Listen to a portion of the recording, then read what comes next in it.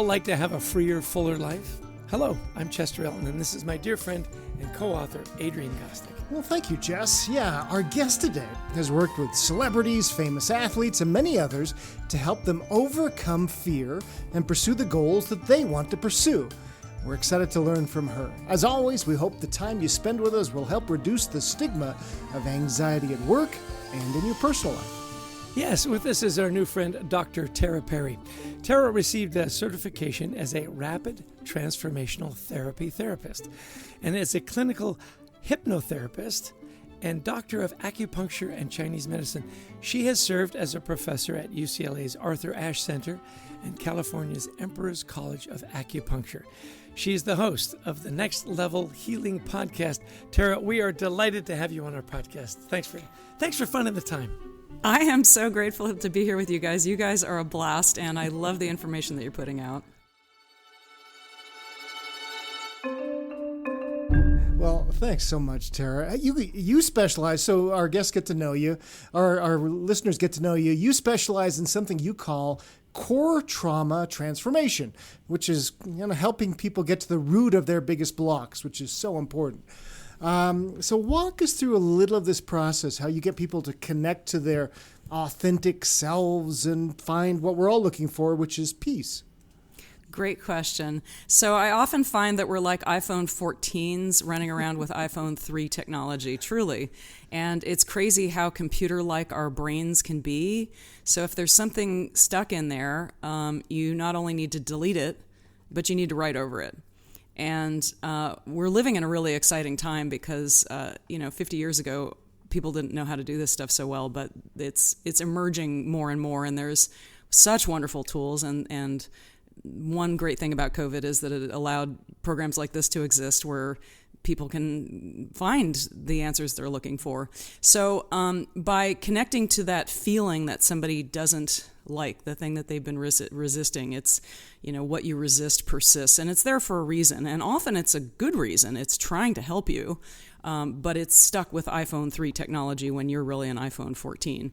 So it's different for different people, but the commonalities are there as well. So when I can work with somebody and have them explain to me what the feeling is, and it can vary from stress, anxiety, numbness. Numbness is like really, really shut down, and people get really frustrated with that one because it's like, well, how do I deal with that? That's even not a feeling. It's like I can't even feel my feelings. I'm so out of it. But it might be anger, it might be depression, but where is it hanging out in your body? What triggers it? What color is it? What temperature is it? What are the qualities of it? And then just tune into that. And then by going into the subconscious mind, which scientists now know is 90 to 95% of our brain, and what our experience of life is, you can have better access to what's pulling the levers behind the curtain. I often feel like I'm Glenda the Good Witch. I just basically return people to who they really are. And when you see, it's really just a little wizened man behind the curtain that doesn't really have any power. If you look at the ancient traditions, they often describe it as believing that the snake in the road is a real snake when it actually is a rope. And you guys talk about perspective on your show. I've heard programs that you've done where, by just changing perspective, there's tremendous power in that. So again, it's different for different people, but by identifying what is pulling the levers behind those feelings, we can more quickly help somebody move out of that and upgrade themselves to the iPhone 14 that they really are.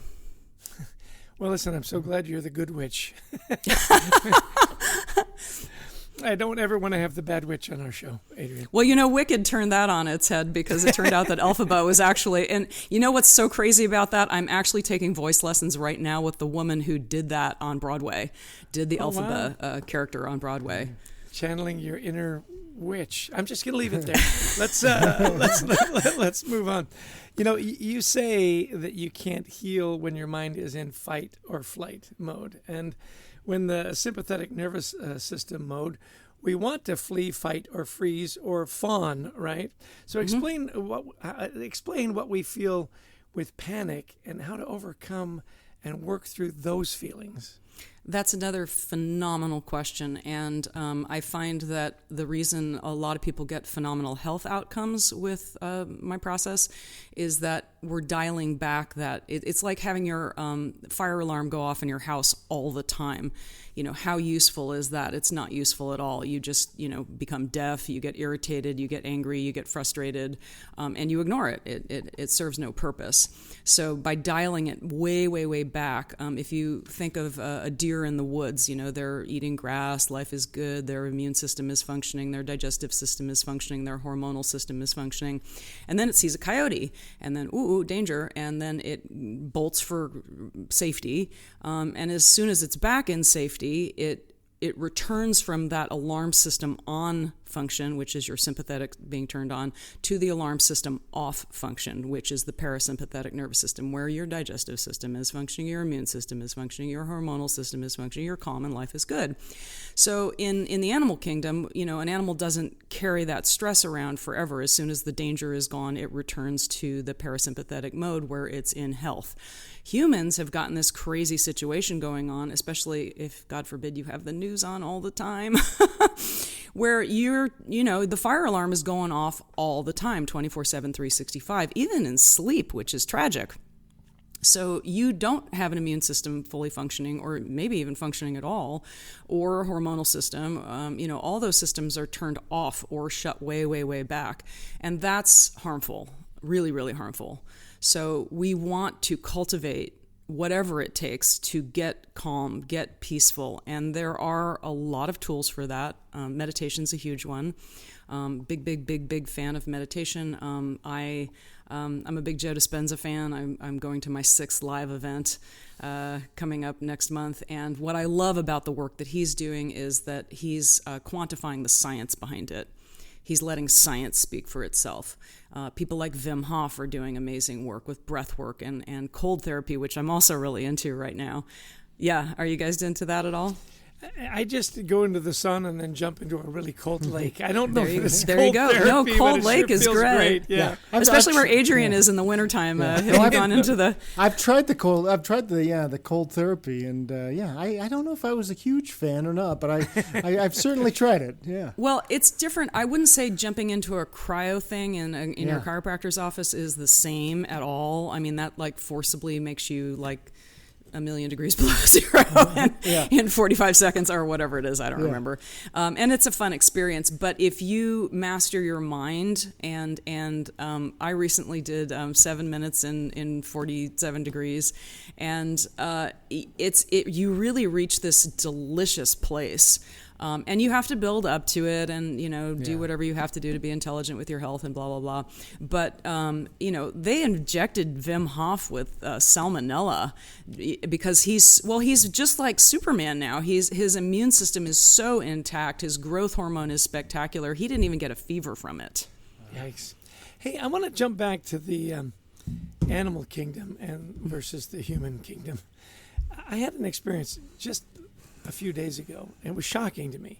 So we were leaving town, we were driving up to go upstate New York, and a little fawn literally jumped out in front of our car, and we hit him. Now, we weren't going very fast, and it was horrifying. Here's this little fawn, tumbling, must have tumbled 6 or 7 times, fur flying everywhere. I think, oh my goodness, we've broken this little fawn's legs or neck or whatever. And the little fawn jumped up and just trotted away. And then we were, completely, destroyed, and jumped out of the car and looked at the car, and people behind us jumped out. And then I looked over, and this little fawn just had stopped on a lawn and just was crazy. Like nothing had happened. So like you say, there's this animal kingdom, the coyotes come, the danger leaves, and they're fine again. I thought, this is insane that this fawn recovered within seconds of being hit by a car.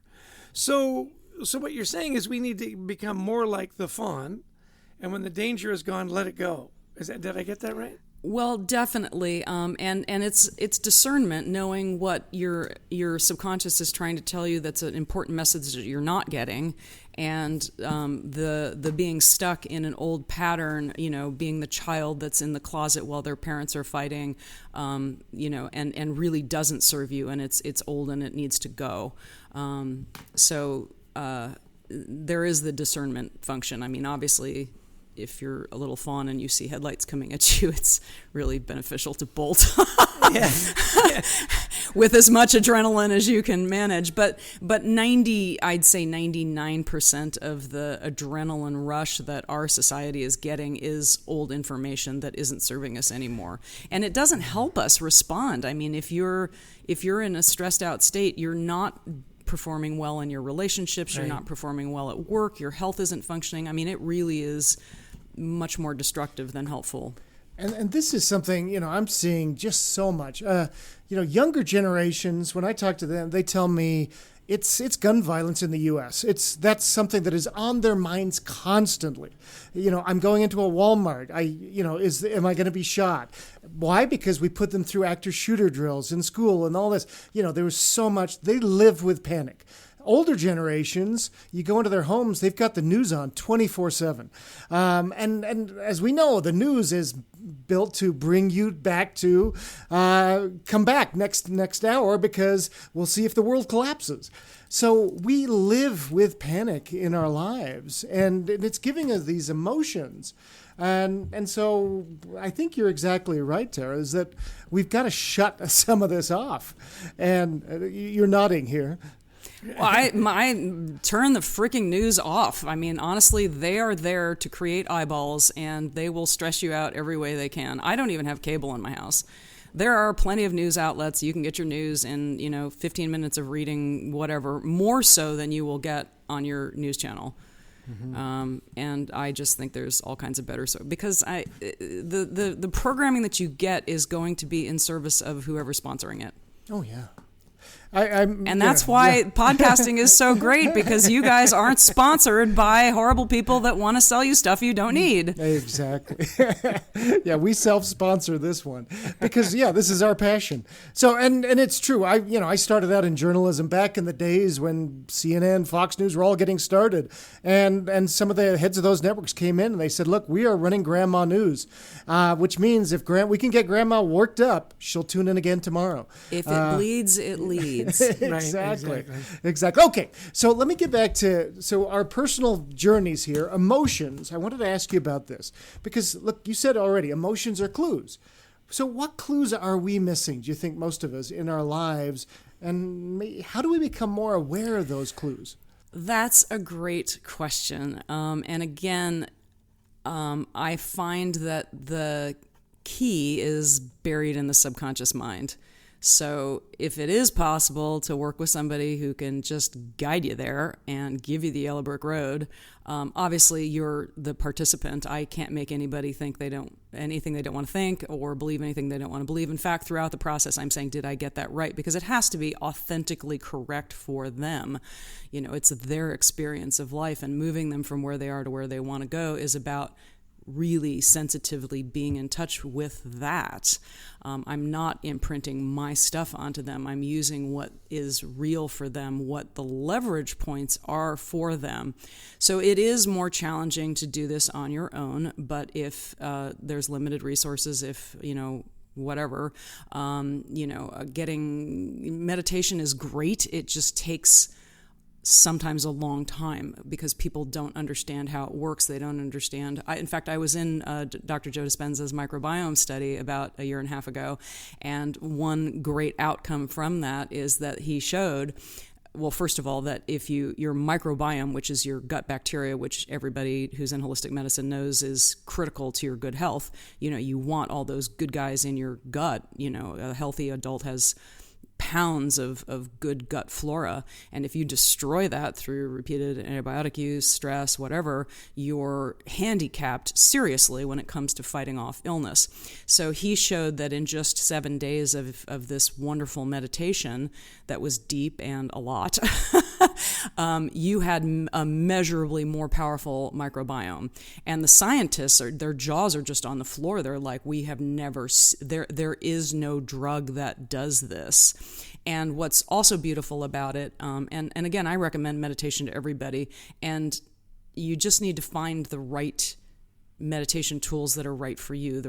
Anybody can go on YouTube and there's a gazillion Dr. Joe meditations. Find one that you like, whether it's 10 minutes, an hour, whatever. But getting really quiet with yourself and letting... my meditation teacher years ago, who's an amazing human being, he goes into prisons and teaches prisoners how to meditate and won the Pass Award because people don't go back to prison once they can connect to this. Oprah did a thing on prisoners. When you connect to that deep hidden part of you, just with fearlessness and presence and just being there with it and allowing it to, like a knot, unravel, like a flower in the sun opening up. It's so powerful in terms of your life experience, because you move out of what's so common in Western culture. We get stressed out and we either go shopping, we do drugs, and by drugs I mean alcohol. Hello, that's a drug, or whatever. We check out. We aren't present, and there's just such. That's why Eckhart Tolle's The Power of Now was a worldwide bestseller. People are like, wow, the present moment is really incredible. And when people do my process, it's like they've dumped a 100-pound backpack they didn't even know they were carrying, and there's just this freedom in being completely aware, completely present. Mindfulness, anybody who's studied that or practiced it experiences the health benefits, the awareness benefits. You're a nicer person to hang around. You're aware of what people's issues are more easily. You're less likely to say the wrong thing that you guys did this great show with somebody whose boss said something, and she spent years, the boss didn't even remember it. He was just having a bad day. Well, your bad days will be less, and you'll be more aware of the impact that you have on others, because even just smiling at somebody at the supermarket can prevent a suicide. Or it can cause a scientist to go home and go, wow, I've got more energy today, I'm going to go solve the cure for whatever. It's the butterfly effect. Yeah, isn't it interesting, those simple little moments that can make a big difference? And I hope I answered your question. I can go off on 14 different tangents because I'm so fascinated with this stuff. It's been a passion of mine forever. It was 23 years of acupuncture and nutritional medicine, and I love what that does for people. But now this is what I was born to do. Oh, good for you. Well, as Adrienne and I often say to our guests, I think it's important you get excited about something and stick with it, okay, Tara? Anyway, you talk about feeling empty inside. That people and I think sometimes especially really successful people can feel like something's missing. How do you overcome that? You guys have talked about imposter syndrome, and it's a real thing, and this exists at all levels of society.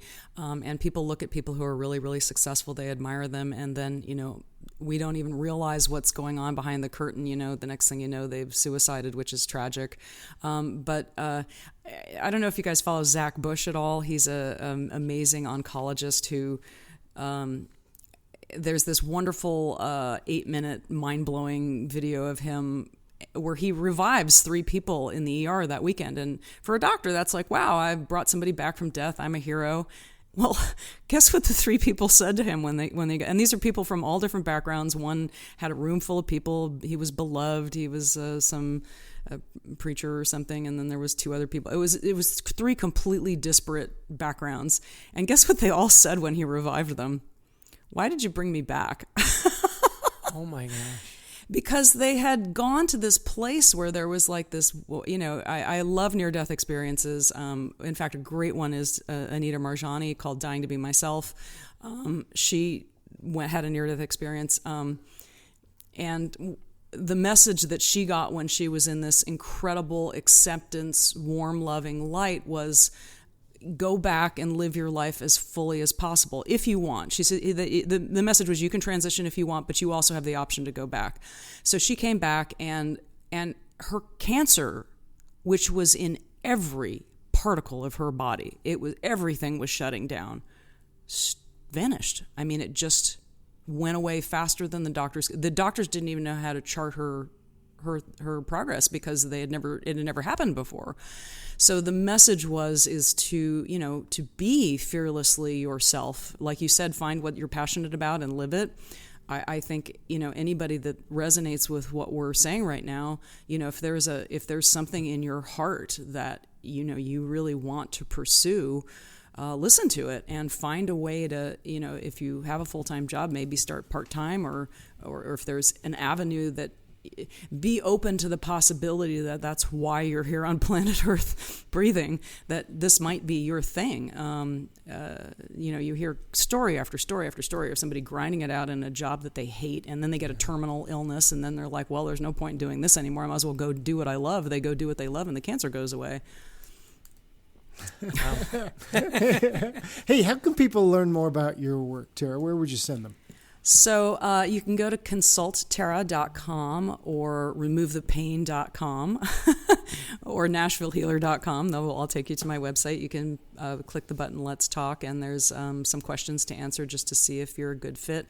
I like people to really, take stock of what the challenge that they're dealing with, whether it's fear, frustration, anxiety, is costing them. Is it affecting your personal life? Is it affecting your work life? Is it affecting your health? Because all three are very real. And then, let's start with that. And if we wave a magic wand and it's gone, what does life look like then? So that's kind of the roadmap that we start out with. I also have a podcast called Next Level Healing. I did a recent one that everybody's really raving about with a guy named Mark Gober. He wrote the best book on consciousness I've ever read. Like I say, I've been into this for decades, and quantum physics has always been a complete fascination of mine. He's taken all the scientific information and put it in a single place really, really, really well. He looks at all kinds of phenomena that could not be chance. I mean, when you look at the aggregate of information, it's way beyond chance. So that's one thing that's available on there. I won't get into all my interviews. No, that's great. That's great. There's lots to dig in, and I'm sure people will check you out from our conversation here. It looks like our time is getting a little tight, so give us some strategies for those who are dealing with anxiety, maybe something we haven't talked about. You've already given us lots of great advice with meditation, understanding really what's going on in your subconscious. Anything else that for people who are living with anxiety that you would recommend? So as we know from Atomic Habits, you really only need to get 1% better each day, and then that compounds on itself. And then, always looking back in time to measure your progress so that you can feel good and get your nervous system all excited. Although those tools are great, nutrition is a big deal, because if your blood sugar is screaming up and down all over the place and you're not putting delicious, nutritious, organic foods into your body, then the cells don't have a lot to work with. And part of being a healthy person today is not only taking in high levels of good quality nutrition, but also getting rid of the toxicity that no longer serves you. So clean food. Know where your food comes from. If you're going to consume animal products, then make them pasture raised, because they have higher omega-3s and lower omega-6s. They're less inflammatory. Inflammation is a big problem when it comes to feeling healthy, happy, and normal. Your water supply, if you can get clean, healthy water, because if you're drinking city water that's gone through all those pipes and has all those chemicals put in. I went to the water treatment plant here, and this is a really good one here in this area, but it's still shocking what our water goes through. Healthy nutrition, and frame of mind, taking responsibility for your beingness. If your issue is blaming other people, other situations, what can you do to fix things and make things better? Because there's always something. And what can you learn from the situation? Maybe you can make it, instead of a bad thing, like, hey, this is presented to me because there's something amazing for me to learn here. So that's a handful of more things. Yeah. It's interesting. We write a lot about gratitude. So we would love, your take on that. Walk us. I'm really grateful that you mentioned that, because I know you guys have a book on it. I just interviewed Christy Nelson, who went through horrible cancer, and gratitude was something that helped pull her through. I'd say two of the biggest powers for the human being is gratitude and forgiveness. Oh, nice. What are some daily practices in gratitude and forgiveness? Just Well, there's the prayer of Ho'oponopono, which everybody loves. It's a Hawaiian prayer. You can Google it easily. There's a short version and a long version. But it's basically, I'm sorry. And that's to whoever, whatever, including yourself. People often are so giving and loving to other people, and they're just miserable and horrible to themselves. And I was in this category for a long time. I didn't realize how much, honestly, self-hatred I was carrying around. And that's so damaging and destructive. Your nervous system does not like that. So really finding out what that's all about and loving yourself and behaving in a way that, makes you want to love yourself, which means being kind to others, being kind to yourself. I always say the nervous system is like a puppy dog, and you can't beat it with a newspaper all the time and expect that puppy dog to grow up into anything that's going to be wonderful to be with. It's going to whimper and become, a learned helpless blob in the corner. So, be kind to the puppy dog within, be kind to others. The Ho'oponopono prayer goes, I'm sorry, please forgive me. I love you, thank you. It's 4 simple lines. It comes up a lot in the work that I do when the people want to just get the last piece of love, forgiveness in whatever situation. So I do use that a lot. Well, this has been such a great conversation, Tara. We appreciate you being with us today. Any last thoughts before we send you off into the sunset today? Any couple of big takeaways you'd like our listeners to leave with? Wow. Well, I do have to say attitude is huge, and I do love the concept of life is happening for me, not to me. So if you can step out of victimness and think, wow, what is there to learn here? What's the gift? Which goes along a lot with the gratitude that you're talking about. Excellent. Listen, it's been a delight to have you on the show. Thanks for sharing your enthusiasm, your knowledge, your wisdom. It really has been a delight. So good luck in your work. Keep bringing the joy. And we're just delighted to have you on the podcast. Thanks, Chess and Adrian. It's been absolutely fabulous being here with you guys. Well, Chess, some great information from Dr. Tara Perry, who says our brains are computer-like and we got to start deleting some of the bad data we've got on there. Yeah, I think that's hard. We're not programmed to delete. We're programmed to save and store and rethink and all that stuff. It was interesting to me when she said 90 to 95% of your brain is subconscious. And so you've really got to work on, like you say, that programming there if you're going to get better, that we get stuck. We don't like being stuck. How do you get unstuck? I really was fascinated by her analogy to the animal kingdom, that animals are really good about letting things go. We need to be a little bit more, programmed to, hey, the danger's gone. Don't stew. Don't think about it. Don't relive it over and over again. Just, as our friend Marshall Goldsmith says, let it go. It's over. Let it go. And we don't, as we talked about, there are fire alarms going off in our brains all day long. And we continue this. We look at social media that just gives us things that work ourselves up. We watch the news. We talk to friends who get us worked up. We don't get to that calm. And so how are you going to calm your mind as we go through it here? It's a good takeaway. Yeah. What clues are we missing was one of the questions we asked her. And she said, you really got to take charge and be responsible for yourself. Find that quiet time, find that meditation time, and take responsibility for that.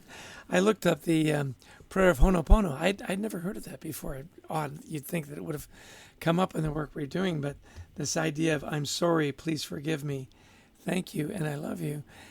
Interesting, just phrases and mantras to go through during the day to keep your mind right. Yeah, and as we do executive coaching, we talk to people about, come up with a mantra. What are you going to have in your mind? The famous Pete Sampras, right? Who you were telling me, I think it was everything's going to be okay, wasn't it? Something like that. All is well. Yeah, all is well. All is well. Yeah, doesn't matter if I'm down by a couple of games or I'm up. All is well, and it's a good mantra. And I as I coach, I teach people to, have that mantra that you're going to go into a meeting or you're going to go to a stressful situation.